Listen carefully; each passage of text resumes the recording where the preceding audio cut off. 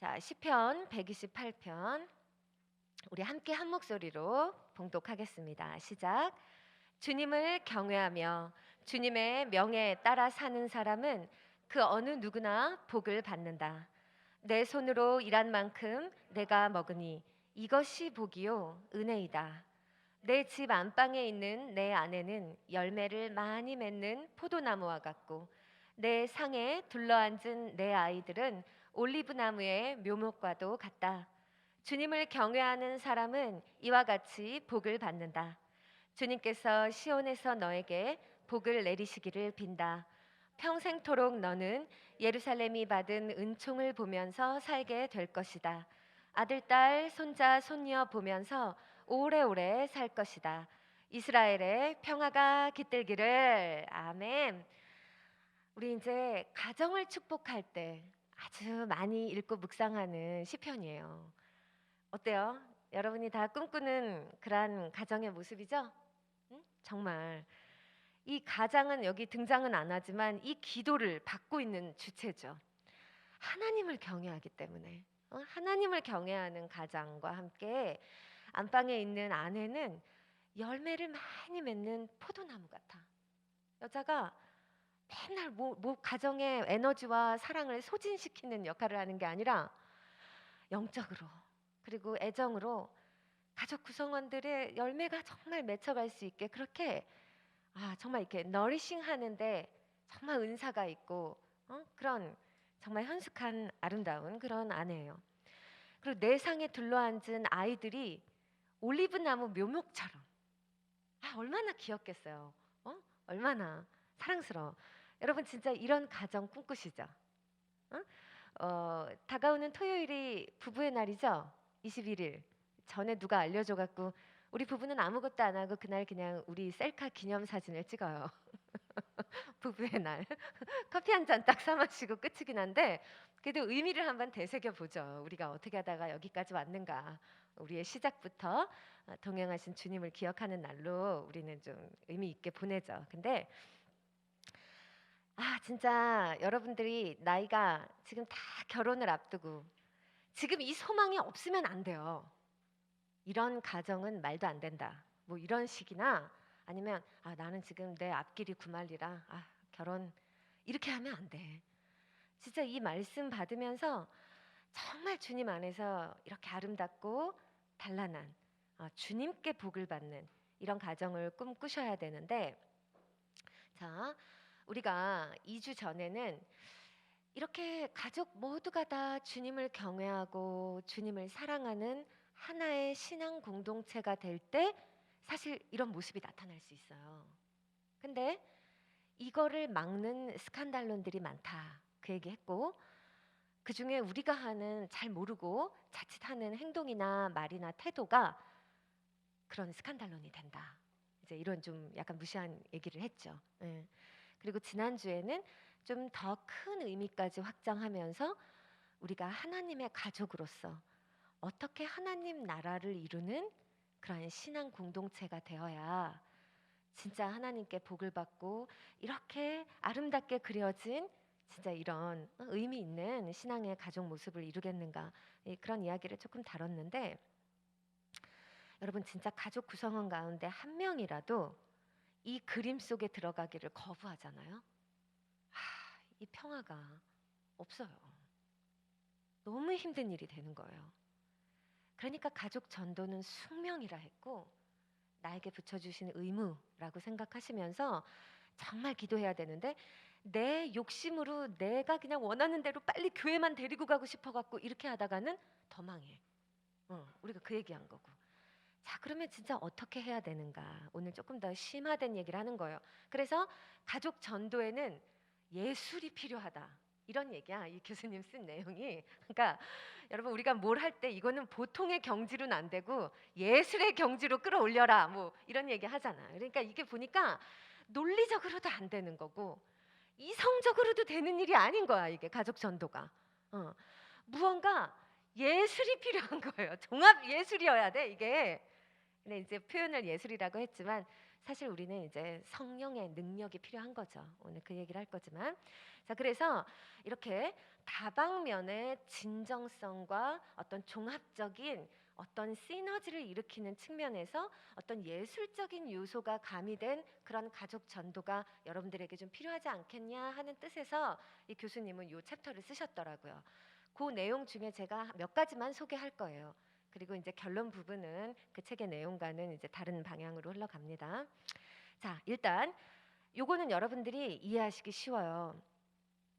가족을 전도할 때 내가 이번에는 지양하는 게 아니라 지향해야 될 그런 방향과 태도인데, 여기서는 이제 자녀를 전도할 때 태도를 소개하거든요. 근데 사실 여러분 가족 안에서 믿음이 없는 사람은 엄밀한 의미에서 다 내 영적 자녀예요. 그렇기 때문에 먼저 믿은 자에게 가족 전도는 마치 자녀를 전도하는 것과 다 비슷한 맥락이 된다고 나는 그렇게 느껴요.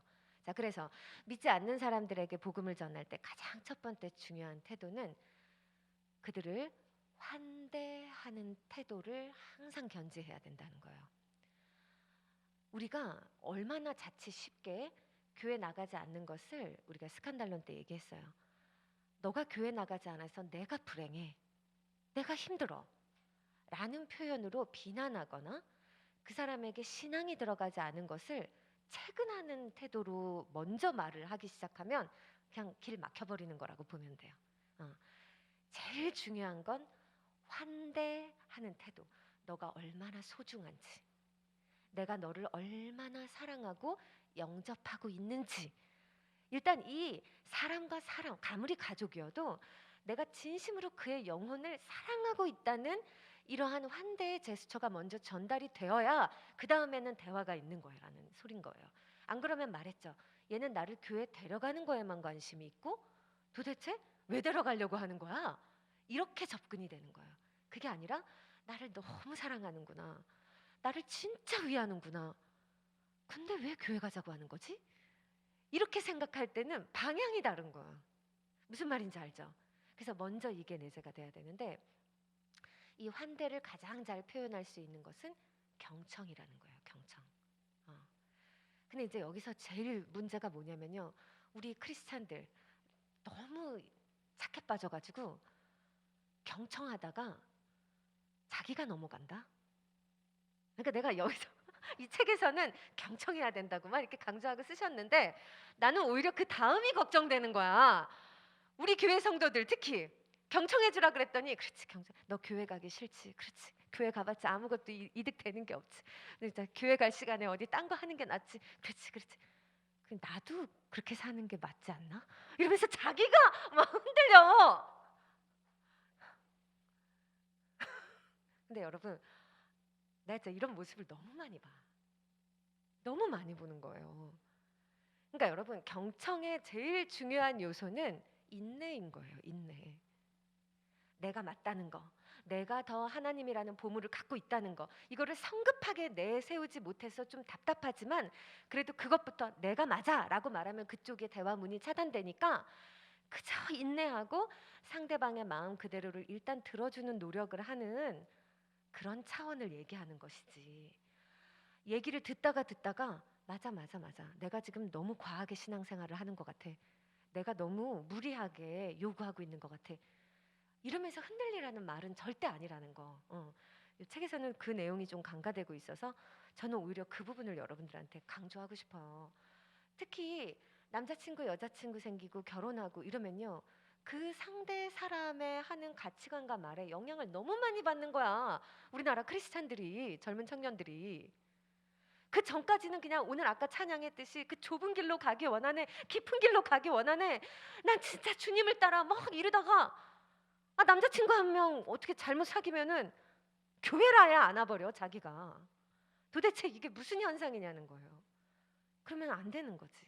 그러니까 여러분들이 견지해야 될 환대는 그의 영혼을 정말 사랑하는 거예요. 그의 영혼의 잘됨을 꿈꾸시는 환대인 거예요. 그래서 일단은 들어주는 거예요. 그가 하고 싶은 말을 다 하고 왜 교회 가기 싫은지 왜 믿지 못하겠는지 그 얘기들을 다 들으면서 계속 기도해야 되는 거예요. 그러면서 주님께 간절하게 주님 저가 정말로 예수 믿게 해주세요. 예수님 만나게 해주세요. 이게 진정한 환대죠. 자, 그다음에 두 번째. 왜 가족 전도의 예술이라고 이제 소개를 하시냐면 이렇게만 가면 이 한마디로 말해서 딱 그 예수님을 믿어야겠다라는 어떤 것이 딱 정립되는 그 절차가 잘 안 온다는 거예요. 사람들은 그냥 그때 조금 감동받고 넘어가고 감동받고 넘어가고 그냥 이렇게 돼 사람이. 그런데 가족 안에 신앙의 정체성과 믿음이 내재될 수 있는 문화 의식이나 의례를 마치 전통처럼 가족 안에 잘 형성하고 있는 가정에서는 비언어적인 요소로 내가 잔소리하지 않아도 복음이 전해진다는 거예요. 우리가 주로 복음을 들었던 메시지는 뭐냐면 엄마 아빠가 교회 가야지, 뭐 해야지, 아니면 뭐 목사님들이 뭐 해야지, 그냥 약간 잔소리나 교육이나 훈계처럼 들은 것에 나를 맞춰가려고 하는 경향이 있기 때문에 여러분들이 나중에 뭔가 좀 머리가 크면서 더 재밌고 좋은 게 생겼을 때 아우 이거 싫어 이렇게 돼버리는 거예요. 그렇지만 거꾸로 잔소리나 교육이나 훈계의 언어적인 요소가 아니라 그냥 어떤 문화와 의식이 늘 반복되는 속에 이것이 내 영혼의 참 평안이었고 좋았다라는 것을 내 몸과 영이 기억하고 있으면 10년 지나도 운전대 잡으면 차가 나가요. 알죠? 이게 몸이 익힌 것은요. 자연스럽게 다시 나오게 되는 요소가 있어요. 그러니까 가정 안에 그런 문화적인 의례를 갖춰라. 이제 가족 전도의 어떤 예술적인 측면으로 그걸 소개하고 있는데 그러면서 소개하는 게 유대인들의 그 가정 예배예요. 그 여러분 가정에 이런 요소가 없는 사람은 신앙이 다 언어적인 요소로만 내재됐을 때 자기 논리가 그거에 가서 부딪히면 흔들려요, 신앙이. 그렇죠? 여러분들도? 근데 저 같은 경우는 목사님들 설교가 내 신앙을 만든 게 아니라 그랬잖아요. 매일 밤 누우면 자동적으로 내 손을 잡고 2시간 내가 잠들 때까지 기도하시는 어머니의 기도하는 그 모습, 기도 내용도 기억 안 난다 그랬잖아요. 처음 축복문 딱 그것만 듣고 난 잠들어요. 몰라요.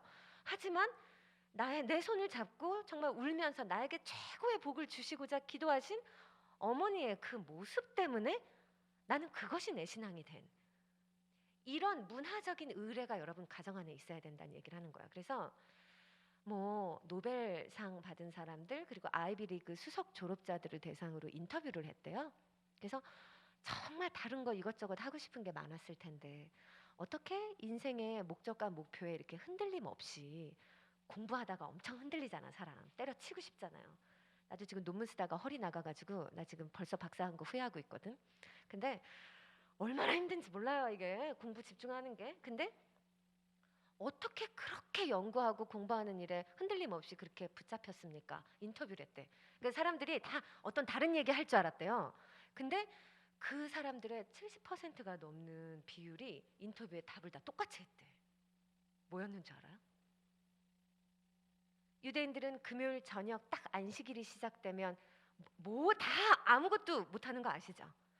딱 집에 와서 가족들하고 둘러 앉아서 안식일 만찬을 시작해야 돼요. 아시죠?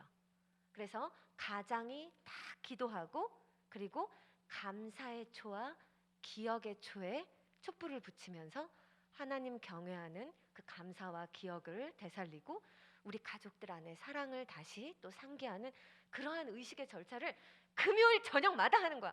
아예 문 다 닫아버려. 밖에 나가봤자 할 수 있는 게 없어요. 물론 세속적인 유대인들 사는데 갔더니 뭐 새벽 2시까지 뭐 난리더만. 이제 우리는 그 사이드를 얘기하는 게 아니라 항상 정통을 얘기하는 거니까. 근데 이 아이비리그 수석 졸업자들 노벨상 수상자들이 했던 말이 그 금요일에 아버지와 가족들과 함께 했던 저녁 만찬에서 내가 누구인지 나는 어떻게 살아야 하는지 하나님이 내게 어떤 존재이며 나에게 어떤 삶을 주셨는지 이것이 그 정체성이 그냥 평생에 흔들림 없는 가치관으로 정립이 되는데 가장 주요했다는 거예요. 나 진짜 너무 감동인 거야 이게. 근데 여러분 우리나라 가정들이 이게 없어. 야, 뭐 해라, 뭐 해라, 뭐 너는 왜 이러냐, 막 잔소리하고 나가서 뭐 이래라, 뭐 너는 왜, 막 그냥 이런 얘기들만 많고 뭔가 좀 하나님께 감사하고 기억하는 가족의 문화 의식이 없어. 이런 거 있는 집 손 들어봐요. 진짜 없지. 그러니까 뭐 우리가 불안한 거야. 근데 우리 부부가 결혼해서 이거 하나 해보겠다고, 근데 한국에 있었으면 우리도 못했을 것 같아. 근데 선교지에 가서 8시 넘으면 세상이 깜깜해지는, 그냥 칠흑 막 늑대 소리만 나는 그런 곳에 사니까, 물론 도시는 그렇진 않아요. 예, 지금 이마트도 들어갔어요. 근데 거기 있을 때 우리 둘이 진짜 했던 게 뭐냐면, 매일 밤 그 토라 포션을 따라서 매일 밤 읽을 성경을 같이 읽고 나누고 서로 축복, 문으로 축복해주고, 진짜로 1시간 이상씩 서로를 축복하고 서로의 가정과 가문을 축복하고. 그거 어떻게 했나 몰라. 지금 보면은 지금 진짜 너무 우리가 뭐 사역하느라 뭐 일하느라 막 분주해져서 우리 기도 시간이 그때에 비하면 너무 짧아졌어요. 그러니까 기쁨이 덜해, 확실히. 근데 그때는 진짜 흔들림이 없이 너무 행복했어요. 그리고 우리 가정에 초대해서 집에 와갖고 저녁에 같이 식사하시는 분들도 이걸 그냥 느끼는 거야. 그 영으로 그냥 느끼는 거예요.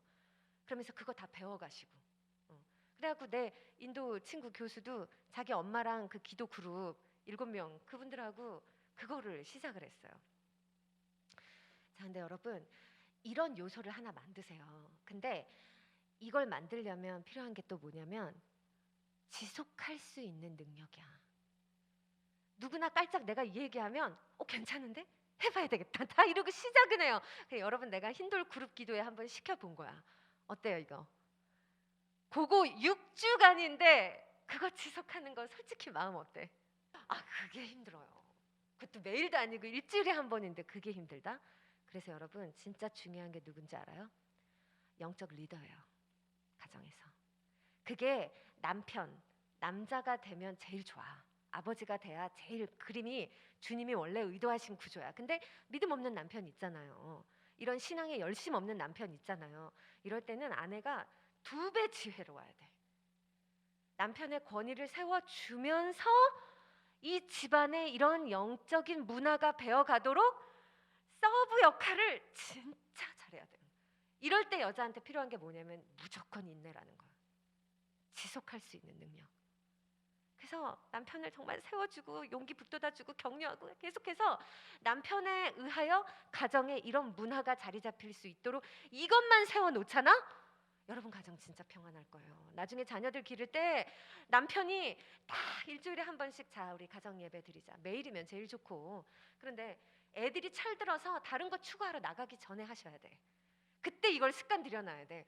여러분, 중고등학교 다니는 애들 데리고 자 우리 가정에 이 새로운 문화를 만들겠다 이래봐, 당장 뛰쳐나갑니다. 아주 아기 때.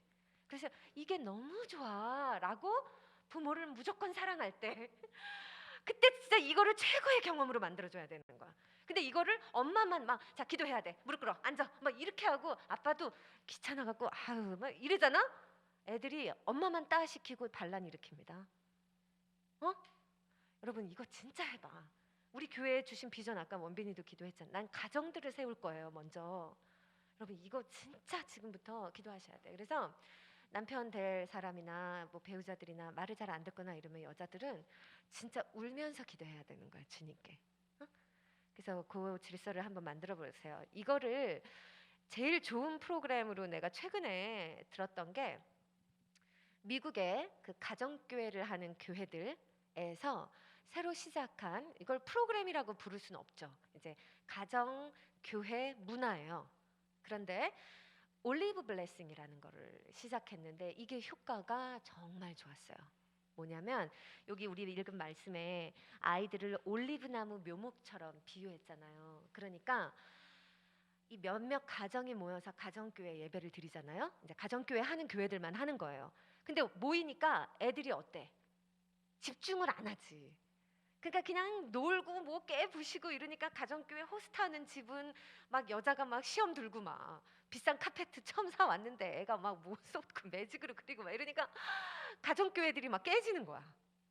도저히 집에서 예배 못 드리겠어요. 막 이러는 거야. 그냥 교회 가면 편하게 아동부에 쑥 넣어버리고 나만 은혜 받고 싶은 그런 거 하고 싶은 거야. 이거 가정교회 왜 해요? 막 이렇게 한 거야. 근데 여러분 지금 전 세계적으로 기독교의 최고의 화두는 기독교 교육이에요. 다음 세대를 양육하는 거. 그러면서 가장 핵심적으로 떠오르는 키워드가 세대 통합 가정 예배예요. 세대가 다 분리돼서 예배를 드리다 보니까 신앙이 유전되거나 전수되지도 않았고, 엄마는 신앙이 뜨거운데 자녀들은 하나님도 모르겠다는 거야. 무신론자가 돼버리는 거야. 이런 거 우리 이미 패단 너무 많이 봤다. 왜 애초에 하나님의 천지창조 계획대로 돌아가야 된다. 가정에서 어머니와 아버지의 신앙이 고스란히 자녀들의 것으로 공유가 되게 함으로써 함께 예배를 드림으로써 그 안에서 자연스러운 기독교적 가치관의 교육이 일어나야 이 신앙이 대대손손 물려지는 거다. 단순하게 말하면 이 개념이에요. 그래서 지금 나오는 미국의 모든 기독교 교육 자료들은 다 이 세대 통합적인 그러한 연구를 바탕으로 나오고 있어요. 그러니까 내가 지금 가정교회 한다는 게 여러분 내가 뭐 기도원 가서 혼자 무슨 계시를 받아 내려와가지고 나 이런 거 하겠다 이러는 게 아니에요. 지금 하나님께서 전 세계에 흐르게 하고 계시는 흐름 가운데 있는 이야기예요. 자, 그런데 올리브 블레싱 어떻게 하는 거냐면 이 아이들을 오히려 그 가정교회 예배의 주인공으로 만든 거예요. 그래서 아이들 중에 연장자 순으로, 왜냐면 애기들부터 시키면 애기가 잘 못하니까 위에 애들이 막 장난치고 비웃고 에이 애기들이나 하는 거 난 안 해 뭐 이런 식으로 해서 분위기가 안 잡힌대요. 거꾸로 모인 자녀들 중에 제일 연장자 높은 애 있죠. 그 친구부터 시작하게 하는 거예요. 그래서 일어나가지고 일주일 동안에 자기가 하나님께 제일 감사한 거 한 가지, 그리고 또 지금 우리 가정에 그리고 자기 개인의 삶에 정말 절실한 기도 제목 한 가지, 이거를 발표하게 하는 거예요. 그러면 처음에는 잘 분위기가 안 잡혀도 애들이 정말 진실된 제목들을 내고요, 정말 하나님한테 감사를 알아간대요. 그래갖고 연장자 애가 제일 형아가 하면 밑에 애들이 곧잘 똑같이 그런 맥락에서 다 따라해. 그래가지고 아주 막내 애기는 엄마가 과자를 안 줬는데 엄마를 용서했어요. 뭐 이런 거 얘기해도 이게 다 나눠지는 거야 그 안에서. 그러면서 어른들은 거꾸로 뭔가 상호 배움이 일어나는 거예요. 그 순수를 배우고 자신들이 잘못된 것을 깨닫게 되고 뭐 이렇게 그 안에 세대가 다 있으면서 그런 역사가 일어나요. 그렇게 해서 다 부르고 나면 부모들이 이 자녀들에게 성경 말씀을 가지고 축복의 메시지, 축복을 딱 선포해주고 다 같이 모든 가정들을 축복하는 축복의 노래를 부르고 나눠진 기도 제목을 가지고 다 같이 합심 기도를 한대요. 네. 이렇게 진행을 하니까 애들이 예배에 더 잘 참여를 하더라는 거야. 그리고 미국에 딱 가면요, 사실 교회에 나가지 않으면 이따가도 얘기하겠지만 인맥이 없어갖고 아예 사는 게 힘들어져요. 그런데 그래서 옛날에 다 세탁소 하러 이민 가신 분들 위주로 한인교회가 성장한 건데, 그러다 보니까 이 알짜배기 믿음은 없고 교회가 말하자면 그냥 협동조합이지 약간 이제 이런 분위기가 된 그런 게 나타난 건데, 자, 이 엄마들 중에 거기도 그 자녀만 집에 두는 게 허락이 안 되잖아요. 미국은 특히 법이 더 강해가지고 방치했다가는 애를 뺏깁니다. 연방 정부에. 애 건드렸다가는 내 애 소유권이 정부로 넘어가요. 큰일 납니다, 여러분 진짜. 근데 그렇게 살벌하다 보니까 부모가 돈은 더 벌고 싶은데 애들만 집에 놀 수 없으니 어떤 가정교회를 호스트하는 여자 권사님이 자기 이웃집에 사는 젊은 부부 애들을 자기네 가정 예배 드릴 때마다 당신 아이들 우리가 돈 안 받고 베이비시팅 해주겠다 이러면서 보내라 그랬대요. 그러니까 부모들 입장에서 횡재지 횡재. 베이비시팅도 얼마나 비싸, 인건비 뭐.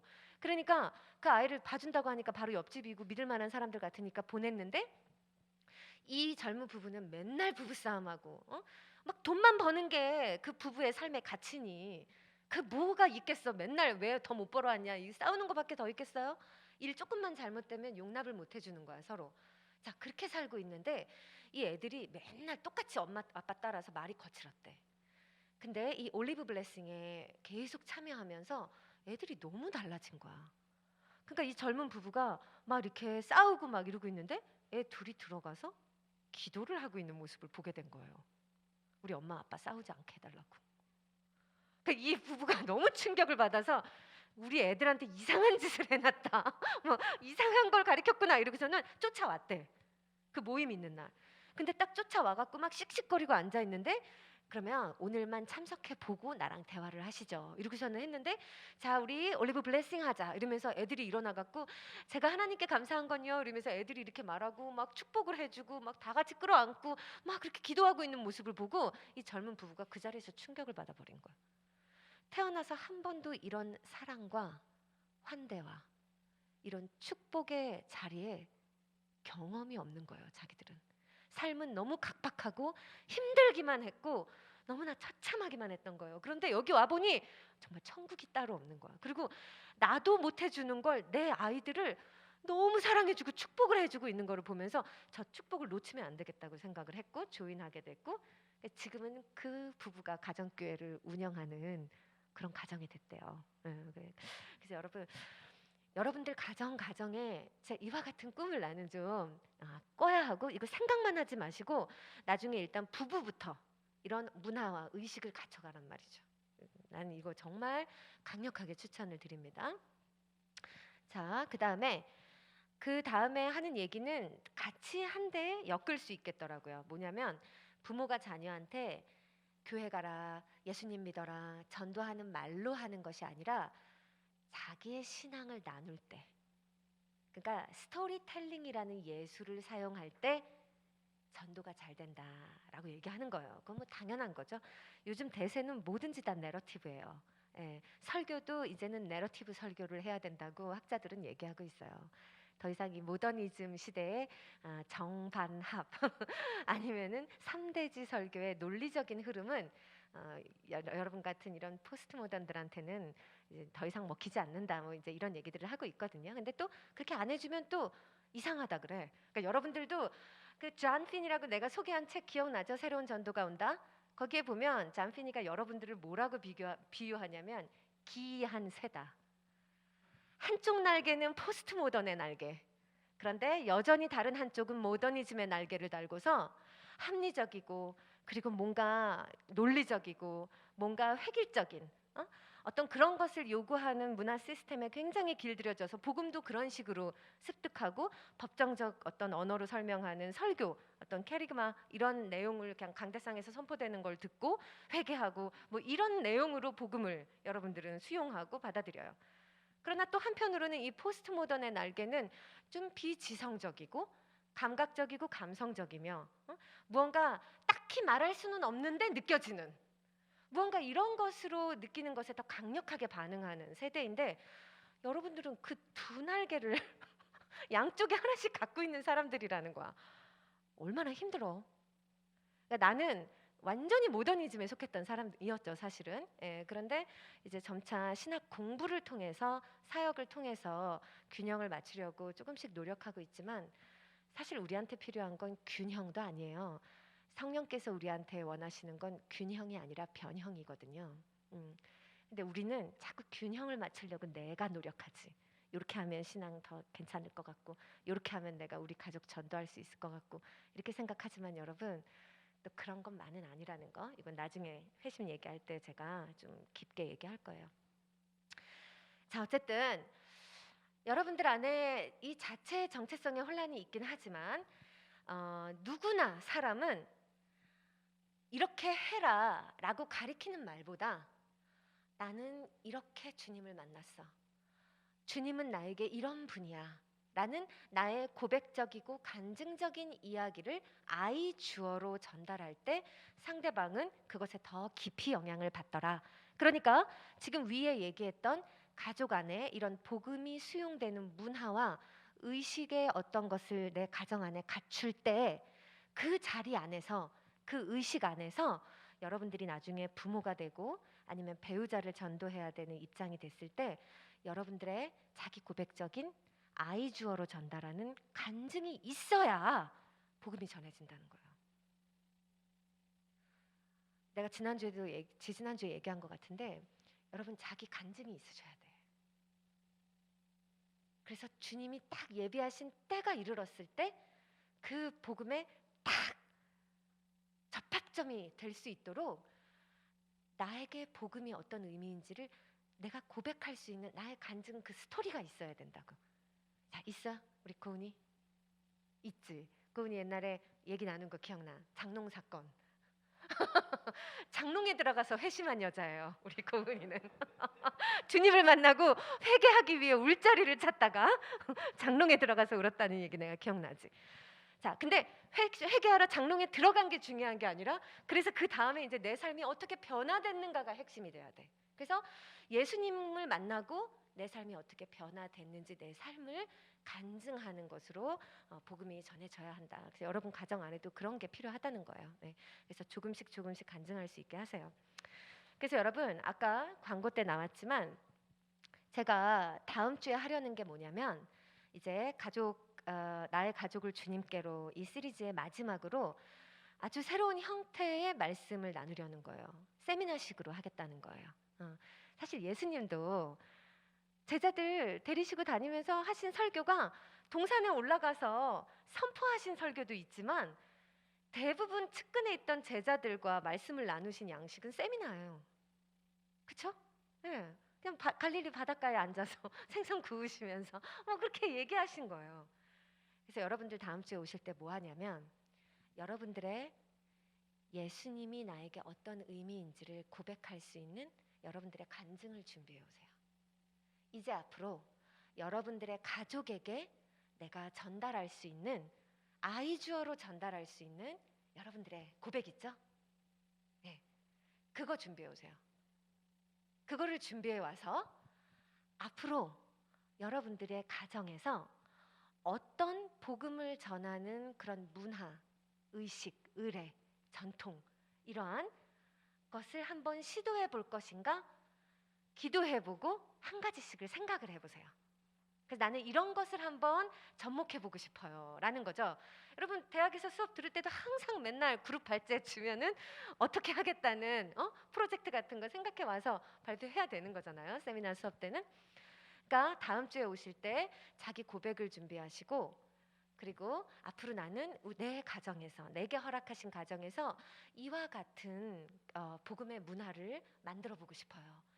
그 고백을 하시면서 나중에 여러분들의 가족을 축복할 성경 구절 한 구절을 선택해서 갖고 오세요. 주님께 기도하고 감동으로 받아오세요. 이거 다 기억할 수 있어요? 그래서 다음 주에 우리 호수공원에서 야외 예배 드릴 때 거기에 앉아가지고 돌아가면서 각자에게 주님께서 주신 말씀을 서로 돌아가면서 나눌 것이고 이제 여러분들의 가정을 위한 그 계획과 소망을 우리가 서로 축복하는 시간을 좀 가지려고 하는 거예요. 좋죠? 이 호숫가에 앉아서 우리도 한번 진짜 말씀의 은혜를 직접 우리 아이 주어로 고백하는 시간을 가져보도록 합시다. 자, 여러분 여기서 설교를 마칠 수 있고 여기까지가 준비된 설교예요. 이후로 제가 오늘 아침에 받은 감동을 조금 더 나눌까요? 아니면 여기서 마무리할까요? 전도사님만 원하는데. 자, 여러분 어때요? 허리 괜찮아요? 머리 괜찮아요? 예, 하트도 괜찮습니까? 예, 여러분 영 멀쩡해요? 더 들을 수 있겠어요? 네. 자, 이제 이 책에서 마지막으로 제시하는 한 가지 그 예술적인 방법이 자녀의 주체적인 신앙 여정을 허락하라라는 말이에요. 그러니까 무슨 얘기 하시는 거냐면 자녀들이 고등학교 졸업하고 대학 갈 때 꼭 교회를 떠나죠. 그렇잖아. 고등학교 때까지 매여 있다가 대학 들어가면서는 떠나서 부모님이랑 다른 교회로 가거나 아니면 교회를 아예 떠나거나 두 가지 중에 하나를 택하잖아요. 애들이 그 나이까지 계속 부모랑 신앙생활하던 교회에 있는 경우 드물죠. 그게 이제 왜 그럴까 이러면서 부모들은 마음이 너무 아프다는 거야. 그러면서 그거를 막 붙잡아 두려고 하는데 이제 신학적으로 그렇지 않다. 더 성숙한 신앙으로 발돋움하기 위하여 떠나가는 자녀를 그 여정을 있는 그대로 인정해주고 축복해라. 이제 약간 이런 조언을 하는 거예요. 그 책 내용은. 근데 이제 내가 여러분들한테 해주고 싶은 얘기는 거기에서 조금 더 다른 방향으로 간 이야기예요. 아직 여러분들이 파송할 자녀가 있는 게 아니니까. 오히려 여러분 자신이 지금 막 흔들리는 때잖아. 부모를 떠나 어디로 가고 싶고, 여러분들이 어디 다른 교회를 막 찾아가고 싶고, 여러분들이 흔들릴 때잖아요, 아직. 그래서 저는 이 부분 읽을 때 우리가 나눌 이야기는 뭐라고 느꼈냐면, 자, 자녀들이 고등학교 졸업하고 대학 갈 때, 그리고 이제 나중에 또 한 번 결혼할 때, 요때 이상하게 꼭 소속된 교회를 떠나고 싶은 엄청난 충동이 와요. 이상하게 거기를 못 다니겠는 마음이 막 온단 말이야. 그게 왜 그럴까? 여러 가지 이유가 있겠죠. 뭐 부모가 그동안 너무 구속을 했다거나 뭐 이런 경우도 있겠지만 모든 사람들에게 전반적으로 저는 그 사회적 자본과 관련이 있는 현상이라고 느껴져요. 그 사회적 자본 제가 그 두산백과 거 네이버에서 검색한 거 여러분들이 많이 들어본 개념일 텐데, 자, 사회적 자본이란 무엇이냐? 인간관계와 같은 사회적 연결망을 통해서 발생되어 사람들의 상호작용과 협력 방식에 영향을 미침으로써 개인 혹은 집단에게 이익을 주는 무형의 자산을 가리켜 사회적 자본이라 하죠. 그러니까 뭐 한마디로 말해서 좋은 어떤 사회적 연대나 그룹이나 조직, 거기에 내가 가담돼서 아니면 어떤 좋은 인맥이 트여서 그래서 결국 거기서 자본을 창출할 수 있는 구조로 나를 도와주는 어떤 그런 이득이 있는 어떤 그런 협력 관계나 그런 형성된 조직, 거기에 내가 합류되고 있으면 이제 그런 것들이 나의 사회적 자본들이 되는 거예요. 근데 이 중에 이거 말고 제가 그 카피 복사해서 보내드린 요 아래에 나오는 글이에요. 이걸 다 읽을 수 없으니까 그 중에서 자, 미국 사회학자 제임스 사무엘 콜맨이 한 말, 사회적 자본이란 특정한 목적을 달성하도록 도와주는 사회적 관계나 사회적 구조라고 이해하였다. 즉, 사회적 자본은 개인이 소유하고 있는 것은 아니지만 사회적 관계에 소속이 되어서 참여함으로써 다른 사람들이 가지고 있는 자원을 동원할 수 있는 능력이라고 이제 이해를 한다는 거죠. 사회적 자본을 더 큰 함의를 갖고 있어요. 다 이렇게 이해할 수 있는데 나도 오늘 구태여 하고 싶은 이야기는 딱 요 부분인 거예요. 요런 맥락에서 이해하는 사회적 자본. 자, 한마디로요. 고딩 때까지는 그들에게 주어진 사회적 자본이라는 게 뭐예요? 그냥 또래 집단에서 인스타에서 인기 좀 있으면 되는 거예요. 뭐가 더 필요해? 그러나 대학이라는 물, 그리고 사회 직장이라는 새로운 사회로 나가는 순간 그에게는 엄청난 사회적 자본이 한 번에 쏟아집니다. 자, 그럴 때 비교되는 거예요. 이전에 내가 가정이란 울타리, 엄마 아빠 밑에서 누리던 사회적 자본, 그리고 내가 학교 울타리에서 누리던 사회적 자본, 그리고 교회에서도 사회적 자본을 많이 누리죠, 우리가 알게 모르게. 자, 여기서 누리던 이 사회적 자본의 총량이 이제 내가 직장에 나가보고 내가 이제 대학이라는 큰 물에 가서 많은 학문의 학자들과 교수들과 막 상상도 못하는 여러 가지 인맥과 막 지혜와 지식을 막 얻다 보니 어떻게 돼요? 이전의 것이 작아 보여요. 당연한 거예요. 그러니까 이게 사람의 성장이죠, 당연히. 더 큰 물로 나가라, 이 말이 그 말인 거예요. 더 큰 물로 나가 보니 이전의 것에서는 떠나가는 것이 자연스러운 흐름일 수 있죠. 자, 근데 이게 더 극대화돼서 나타나는 게 결혼할 때인 거예요. 그러니까 이때까지만 해도 혼자예요.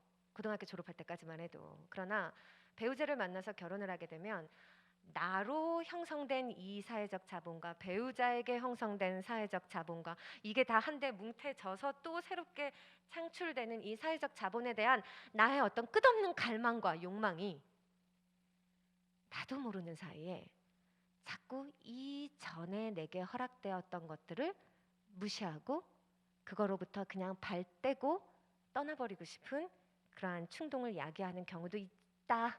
다 그런 건 아니지만 그런 경우도 있다. 왜냐하면 결혼을 하고 떠나가는 커플들 대부분 혹은 고등학교에서 대학에 진학하면서 아니면 외국에 유학 가서 사람들이 참여할 교회를 고를 때 그 교회를 선택하는 대부분의 기준들이 자신들은 아니라고 말하지만 대부분은 다 이 사회적 자본에 대한 니드에 따라서 교회를 택하더라는 거예요. 그래서 대부분 다 대형교회. 그리고 거기 가서 뭐 누구 어떤 좋은 인맥을 만나거나 아니면 어떤 게 형성돼 있는 거, 다 이미 갖춰져 있는 거. 그래서 내가 가서 딱 얻을 게 있는 거. 이런 데에 자기들도 모르게 합류하고 거기에서 어떤 소셜 라이프를 즐기게 되더라 하는 거예요. 그 누구도 이런 것들이 전혀 없어 보이는 구조에 들어가려고 하거나 그 길이 맞는 길이라고 잘 분별하지 않게 돼. 이상하게 그런 현상들이 나타난다는 거. 뭐 여러분 동의가 좀 되시죠? 네. 근데 여러분 진짜 웃기는 얘기가 뭐냐면요. 그렇게 고등학교 졸업하면서 부모한테 얄밉게 말하면서 내가 알아서 혼자 컸고 부모님 뭐 해준 게 있냐 막 이러면서 자기가 추구하는 사회적 자본 따라 멀리 멀리 떠나간 그 아이들 결혼할 때 되면 어차피 다시 부모한테 들어오고 와서 이렇게 뭉개지. 결국 결혼할 때 도와주는 분은 부모님이고 정작 내 결혼식에 오는 인맥도 다 부모님 인맥이거든. 뭘 한 치 앞을 모르고 이제 우리가 그렇게 행동을 한다는 거예요. 자, 그런데 더 웃기는 건 그렇게 한번 경험해 보고도 결혼해서 또 애들 키우면서 사는 동안은 부모를 또 떠나. 남을 나라 한다고. 그러다가 인생이 내가 분명히 알짜배기라고 믿는 사회적 자본을 추구하고 그걸 가지려고 그렇게 바등바등 난 분명히 그렇게 살았는데도 왜 삶이 허무하고 왜 뭐가 완전히 채워진 것 같지 않고 실제적으로도 뭔가 나에게 진짜 남을 만한 사회적 자본이 없는 것 같지?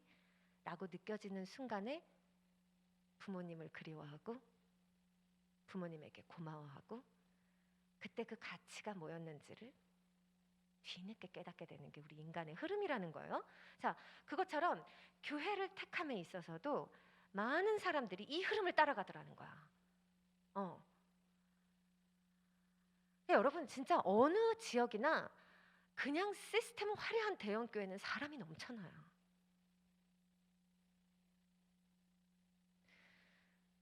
그런데 정말로 그 가운데 사명을 가지고 주님이 너는 이곳에서 정말로 기도하고 다른 모든 사람들과 함께 진정성 있는 신앙생활을 해라. 이러고 나를 보내셨다는 그 사명감을 가지고 그 자리에 있는 사람들도 있어요, 진짜. 그런데 대부분한테 물어보면 아무 생각이 없는 사람들이 더 많아. 그러니까 자기들끼리 모여서 놀고 어느 정도 괜찮은 관계 유지되고 이런 사회적 네트워크가 만족이 되는 경우가 훨씬 더 많다는 거예요. 그래서 교회가 부흥하려면 사람들의 이 사회적 자본의 니드를 맞춰주는 전도 방법을 모색하면 돼. 우리 교회에 오면은 막 어디 막 지역사회 뭐 어디에 막 가입이 돼서 막 되게 인지도 있는 사람이 될 수 있고 막 그런 사람들이 우리 교회 가득해. 막 아니면 우리 교회 오면은 막 방송에 뭐 막 나가갖고 그 교회 이러면은 뭐 어떤 막 공공사역에 되게 막 획기적으로 막 동참하는 교회야. 그 교회 출신이에요. 막 이런 말 듣는 그런 걸로 하면은 교회가 진짜 빨리 부흥해요. 그리고 나는 이게 나쁘다고 말하는 거 아니에요. 전 세계에 이와 같은 방식으로 부흥한 교회들이 훨씬 많고 그러한 방식으로 사람들을 유입해서 그 사람들에게 결국 예수를 알게 하고 믿게 하는 은혜로운 역사 많이 일어났죠. 그런데 제가 얘기하는 건 위험성이에요. 위험성. 우리 가운데 정말 누가 끝까지 정결한 나의 마음과 의도로 정말로 주님의 뜻에 순종하는 자세로 그러한 자리들을 파송받아 가기 위하여 교회를 택할까? 우리가? 여러분 나 자신을 봐요. 내가 정말 그럴까? 나 진짜 정결한 의도로 정말로 주님 앞에 순수한 마음으로 내가 이곳을, 이 사람을, 이 길을, 이 여정을 택했나?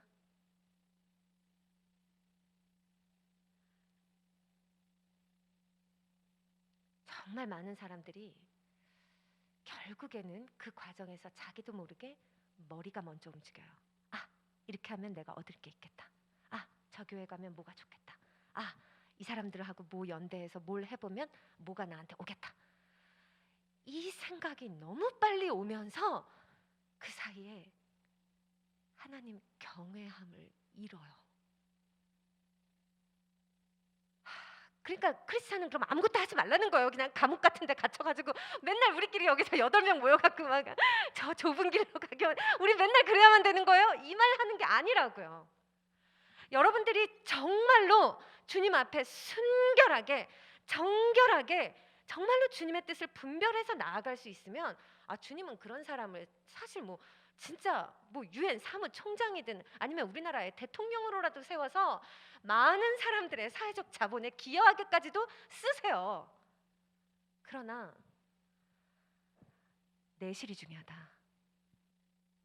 같은 돈이지만 하나님께 정결한 상태로 계속 남아있는 우리가 취급하고 우리가 받아 누려도 되는 돈이 있는 거고 우리가 관계 맺어도 되는 조직이 있고 휴먼 네트워킹이 있는 거고요.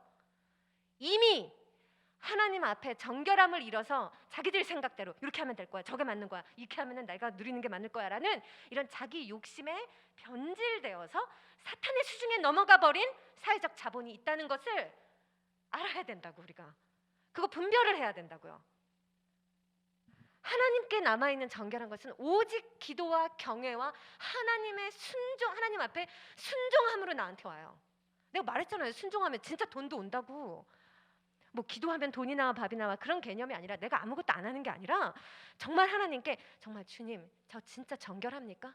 주님 저 정말 주님 앞에 나 진짜 거짓된 뜻 없이 정말 주님 앞에 저 옳다함을 인정받고 있습니까? 물어서 나가고 묻고 나가고 묻고 나가고 그렇게 나가면서 내가 열심히 최선을 다할 때 거기 진짜 돈도 와요. 모든 물질 다 주님 건데 그렇게 오는 거는 내가 받아서 누리게 행복하게 하실 때 감사합니다 하면서 또 다른 사람에게 흘러가게 하면서 나 그렇게 부자 돼서 살 수 있는 거예요. 그렇게 크리스찬은 부자 되지 말란 말이 아니란 말이야. 그런데 그게 아니라 하나님한테 묻지 않고 이렇게 하면 돈을 벌겠어, 이렇게 하면 내가 사회적 자본이 생기겠어, 이렇게 하면 나한테 유리하겠어. 하나님이 말씀하시지 않은 길로 내가 가면 그 속에는 반드시 사탄이 개입돼서 야 나한테 할당된 돈이 있어 썩은 돈이 있어, 타락한 돈은 지금 나한테 다 와갖고 내가 다 관장하고 있거든. 이거 너 줄게. 너 계속 그렇게 살아. 너 계속 그렇게 살아. 이런 사람 관계 이용해서 너의 어떤 사회적 명성 얻고 사회적 자본 일으키는 거, 야 내가 이 사람 붙여줄게, 내가 이 사람 붙여줄게. 하나님의 뜻에 순종하는 사람이 아닌 하나님을 버린 사람과 내가 무엇을 연대해봤자 그래서 내가 얻게 되는 사회적 자본이 나에게 무슨 의미가 있냐는 거예요. 그런데 우리 가운데 이거를 지켜내는 사람이 드물다는 거야. 특히 여러분들 같이 옆에 사람들이 이제 막 대학에 진학하면서 이제 막 결혼을 하면서 사회적 자본이 그냥 막 폭풍처럼 홍수처럼 막 여러분들한테 몰려와. 근데 옆 사람들 보니까 막 잡아내는 거야. 막 쓸어 담아, 쓸어 담아, 승승장구해. 나 혼자 나는 막 안 되는 것 같아. 나 어떻게 막 이런다고. 그러니까 불안하니까 나도 이것도 해야겠다. 이거 뭐 크리스찬이 돈 버는 게 죄야? 뭐 이런 식으로 생각을 합리화하면서 그냥 빨리빨리 움직이는 거야. 빨리빨리 움직이면 안 돼. 정말로 여러분, 핵심은 주님 경외예요. 오늘 말씀 보세요. 128편. 이 복, 이 가정의 이 복 누구에게 주시냐?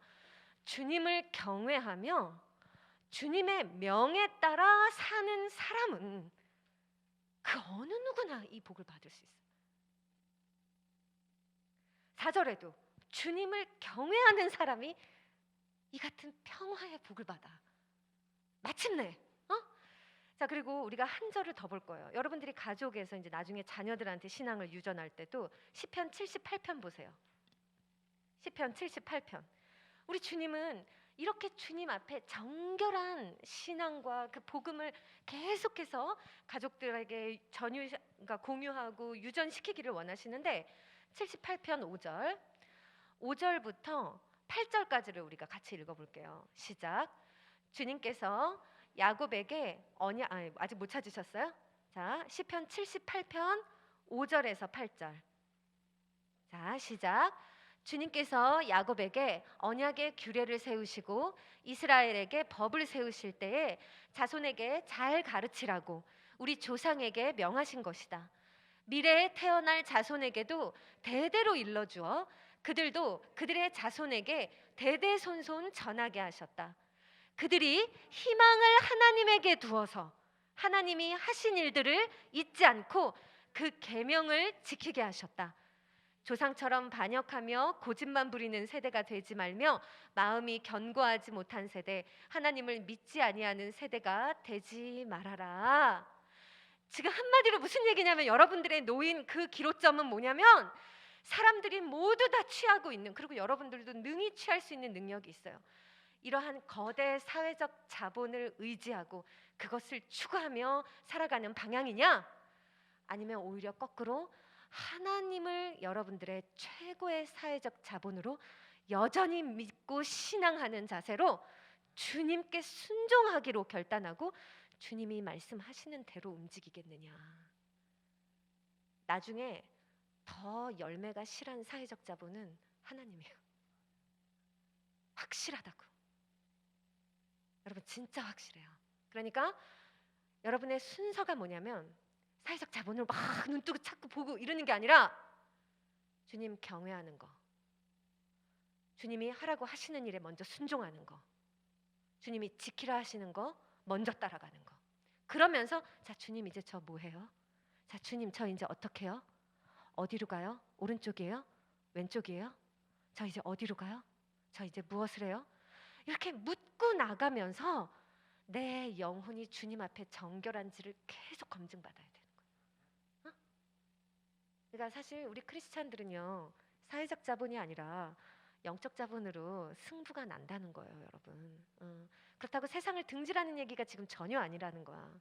오히려 더 치열하게 그 현장에서 제일 적극적으로 살아. 적극적이라는 말이 내 생각의 적극성을 말하는 게 아니라 하나님 앞에 분별하는 적극성을 말하는 거예요. 주님 이거 주님 뜻 맞아요? 주님 저 이거 해도 돼요?